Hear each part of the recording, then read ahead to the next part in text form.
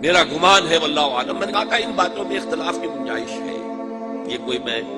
قرآن و حدیث کی روح سے نہیں کہہ رہا، لیکن جو میرا مشاہدہ ہے افغانستان کی تقسیم ہو جائے گی، پختون حصہ جو ہے پاکستان کے ساتھ ملے گا، اور یہ یہاں پر وادی سندھ جس کو اقبال نے کہا ہے کارواں زی وادی دور و دراز آیت کرو، اس یہاں پر خلافت علی منہاج النبوہ کا نظام قائم ہوگا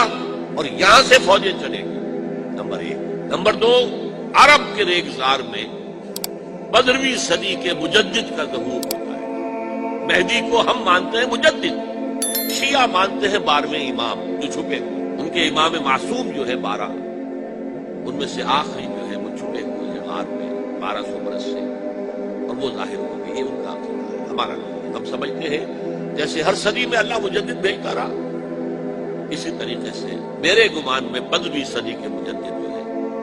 وہ حضرت مہدی، ان کی حکومت جا کر یہ فوج قائم کرے گی، عربوں میں دم نہیں ہوگا، وہ اپنی عیاشیوں کی وجہ سے بالکل کھوکھلے ہو چکے، دولت کی فراوانی اور عیاشی۔ یہ بھی سننے میں آتا ہے دروغ پر گردن راوی کہ اگر کوئی فوجی قافلہ ان کا چل رہا ہوتا ہے تو وہ بجائے ٹرکوں میں بیٹھنے کے وہ اپنی کاروں میں بیٹھ کے ساتھ ساتھ چلتے ہیں، ٹرک خالی چل رہا ہوتا ہے، ٹرک کی سختی جو ہے، سخت سیٹ جو ہے برداشت کرنا ان کی مسئلہ ہوتی ہے۔ یعطون للمہدی، یعنی سلطان اس کی حکومت کو مستحکم، پھر حضرت مہدی کی طرف سے شروع ہوگا معاملہ جہاد، اور یہ سارا جو ملک چھوٹ ہم مسلمانوں کے ہاتھ سے نکل گئے تھے یہ واپس لے گئے۔ اس میں ایک کوشچن ہے جو میرے ذہن میں بہت عرصے سے تھا، جس کا کہ جواب اب مجھے سوچا ہے، اللہ عالم، یہ ساری باتیں میں کہہ رہا ہوں میرے گمان ہے، کیسے ہوگا کہ اتنی بڑی طاقت ایٹمک پاورز کے مقابلے میں مسلمان دوبارہ میدان میں آ کر اور جیتتے چلے جائیں؟ میرا گمان یہ ہے واللہ عالم، اس پورے معاملے کا سارا جو ہے ارینا جو ہے وہ ہے مڈل ایسٹ، یورپ، جس میں حدیث میں آیا ہے کہ رومی عیسائی 80 جھنڈوں تلے تم پر حملہ کریں گے اور ہر جھنڈے کے نیچے 12,000 فوج، 10 لاکھ۔ اور مجھے حال ہی میں معلوم ہوا ہے کہ آج کل جو ایک ڈویژن ہوتا ہے وہ 12,000 کا ہوتا ہے، تو 80 ڈویژنز آرمی آئی، لیکن معلوم ایسا ہوتا ہے کہ روس، چائنا، جاپان اور میرے خیال میں انڈیا یہ نیوٹرل ہے، نمٹ لو آپس میں۔ ابراہیمی قوموں کا جھگڑا ہے نا کہ فلسطین کس کا ہے، مسلمان کہتے ہیں ہمارا ہے، یہودی کہتے ہیں ہمارا، عیسائی کہتے ہیں ہمارا، تو نمٹ لو، سیٹل یور سکورز، لیکن کوئی ویپنز آف ماس ڈسٹرکشن استعمال نہ ہو، اگر وہ ہوئے تو پھر ہم میدان میں آ جائیں۔ میرا گمان یہ ہے کہ ویپنز آف ماس ڈسٹرکشن استعمال نہیں کر سکے گی، اور پھر جنگ کے اندر مسلمانوں کے ساتھ جیتنا ان کے لیے ممکن نہیں۔ جن کو موت عزیز ہے، منحصر مرنے پہ ہو جس کی امید نا امیدی اس کی دیکھا جائے، اور وہ مرنے کو تیار نہیں ہے، وہ تو 40,000 فٹ کی بلندی سے نیزی کٹر پھینک سکتے ہیں، نیچے نہیں آئیں گے۔ اور جب نیچے کچھ اترے تھے تو جو حشر کیا تھا، تو جو بات کہی تھی رمزفیلڈ نے، ویری ٹینیشیس فائٹرز، یہ افغان والے جو ہیں یہ تو چمٹ جانے والے ہیں، یہ ایسے جنگجو ہیں، ان سے جان چھڑانی مشکل ہے، جن کے لیے موت سب سے بڑی کامیابی ہے، شہادت مطلوب و مقصود مومن نہ مال غنیمت نہ کشور میں شاید مسلمانوں کا مقابلہ کر سکے۔ یہ ہے میرا گمان واللہ عالم۔ بہرحال پہلا مرحلہ کسی اجمی ملک میں جو میرے نزدیک پاکستان اور افغانستان میں مشتمل ہوگا، خلافت کا نظام پہلے قائم ہوگا، پھر یہاں سے فوجیں چلے گی، حضرت مہدی کی حکومت قائم ہوگی، پھر وہ حضرت مہدی جو ہے وہ جہاد کریں گے، قتال کریں گے،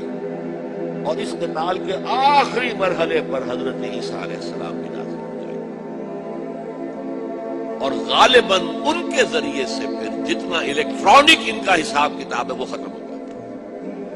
حضور نے فرمایا ان کی آنکھوں میں ایسی تاثیر ہوگی جہاں پر نگاہ جائے گی یہودی پگھل جائے گا، کوئی بہت بڑا لیزر ہوگا اور ظاہر بات ہے کہ ان کے یہ ہتھیار جو ہیں ان کا مقابلہ تو مسلمان نہیں کر سکتے، اور نہ ابھی آپ کو 100 برس بھی یہ سوچ سکتے ہیں کہ کوئی مسلمان ملک اتنی ترقی کر سکتا ہے کہ ان کے مقابلے میں پہنچ جائے ان ہتھیاروں کے معاملے۔ تو یہ اصل میں جو شخص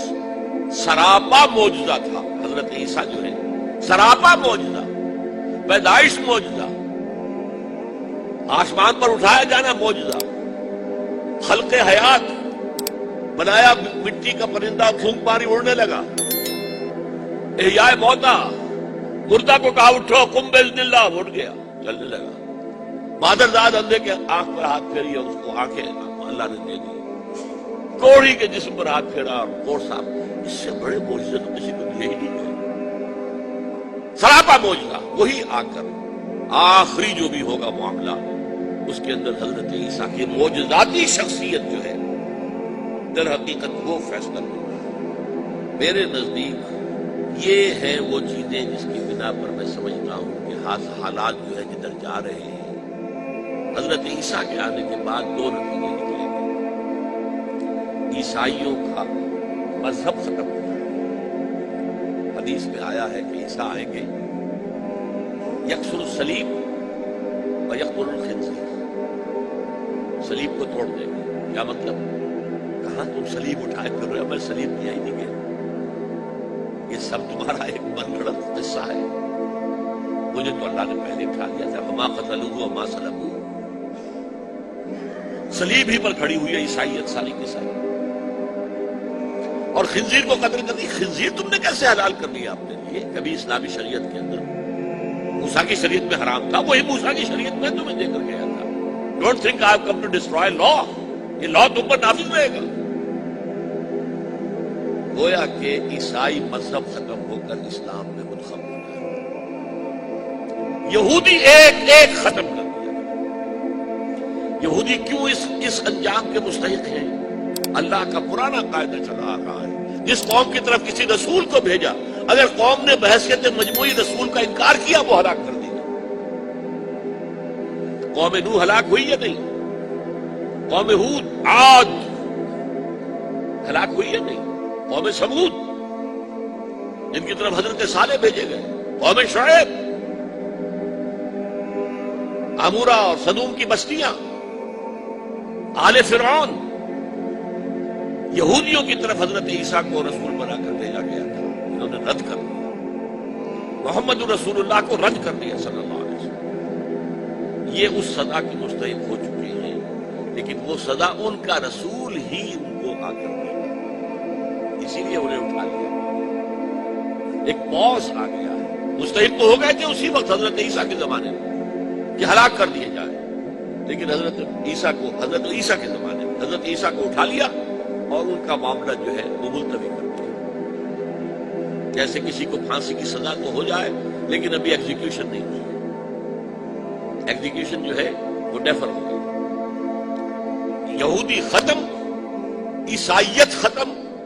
اور عیسائی سب مسلمانوں کے ساتھ شامل ہو کر ایک ملت